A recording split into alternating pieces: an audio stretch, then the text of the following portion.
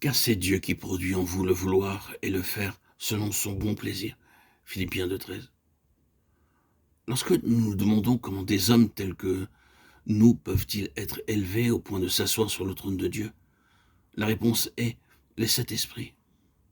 Le chiffre 7 parle de perfection.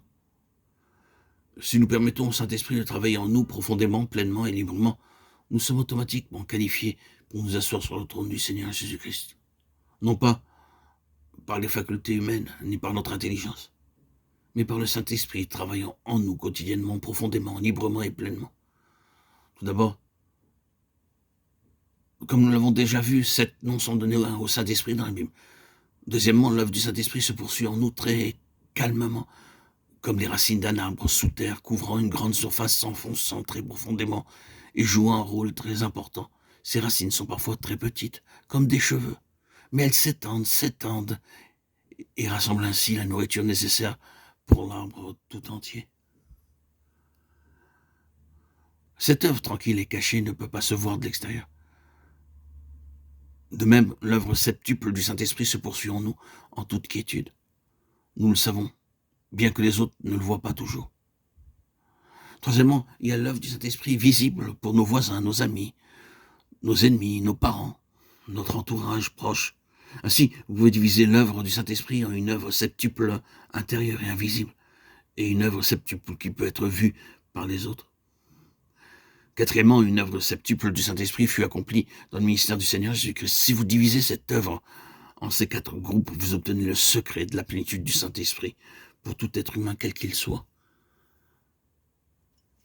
Il nous a sauvés non à cause des œuvres de justice que nous aurions faites, mais selon sa miséricorde, par le bain de la régénération et le renouvellement du Saint-Esprit.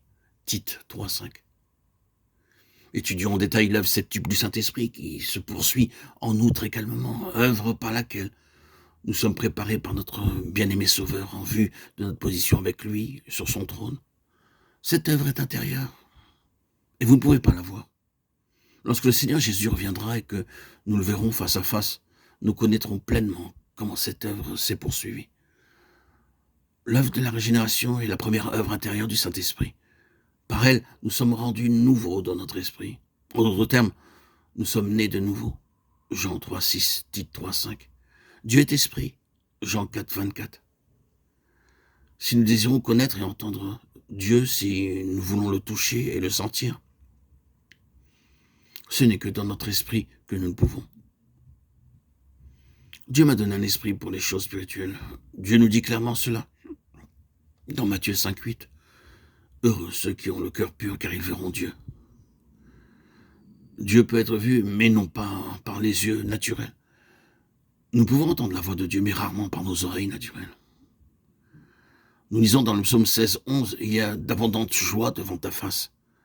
Oui, nous pouvons sentir la présence de Dieu, non pas par le corps, mais intérieurement et spirituellement. À moins que nous ne soyons intérieurement renouvelés par le Saint-Esprit dans notre esprit, nous ne pouvons pas voir Dieu, toucher Dieu, le connaître ou le sentir. Il nous faut naître de nouveau. Lorsque Dieu vient en vous ou en moi, il ne peut entrer que par le canal de l'esprit. Seul ne peut être autrement. Je suis conscient de sa vie venant en moi, et ainsi il répond à mon appel. Comment cela? Par son esprit, tout simplement. Frères et sœurs en Christ, pourquoi donc ne pouvons-nous pas voir clairement Dieu même en esprit? À cause du péché.